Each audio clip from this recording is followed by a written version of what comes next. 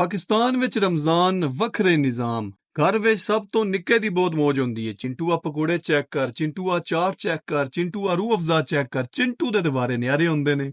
ਕੋਈ ਸ਼ੀਆ ਬੇਲੀ ਹੋਵੇ ਤੇ ਬੇਲੀਆਂ ਦੇ ਮੂੰਹ ਵੱਲੋਂ ਵੇਖਦਾ ਰਹਿੰਦਾ ਕਿ ਕਿਧਰੇ ਮੇਰੇ 10 ਮਿੰਟ ਹੁੰਦੇ ਇਹ ਯਾਜੂਜ ਮਜੂਜ ਸਭ ਖਤਮ ਨਾ ਕਰ ਦੇਣ। ਸਹਿਰੀ ਟਾਈਮ ਕੁਝ ਬੇਲੀ ਡਿੱਡੇ ਨੂੰ ਤਰਬੇਲਾ ਡੈਮ ਸਮਝ ਕੇ ਪਾਣੀ ਸਟੋਰ ਕਰਦੇ ਨੇ। ਯਕੀਨ ਕਰੋ ਅੱਲਾਹ ਪਾਕ ਨੇ ਇਹ ਖਸੂਸੀਅਤ ਸਿਰਫ ਊਂਟ ਵਿੱਚ ਹੀ ਰੱਖੀ ਹੈ, ਲਿਹਾਜ਼ਾ ਇਨਸਾਨ ਬਣੋ ਜਾਨਵਰ ਨਹੀਂ।